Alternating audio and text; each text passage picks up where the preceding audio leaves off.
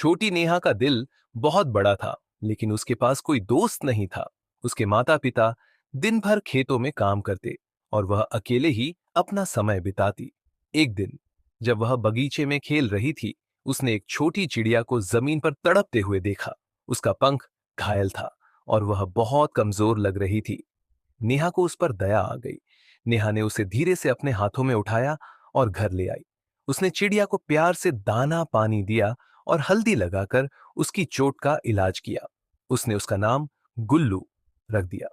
कुछ ही दिनों में गुल्लू ठीक होने लगी।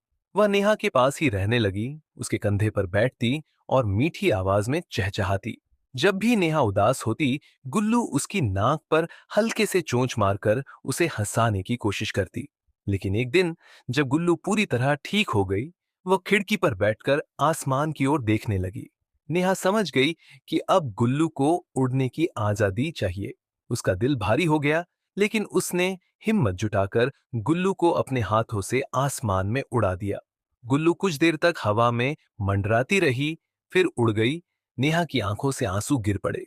अगली सुबह नेहा उदास बैठी थी कि अचानक उसने एक जानी पहचानी चहचहाहट सुनी। उसने ऊपर देखा और गुल्लू वापस आ गई थी।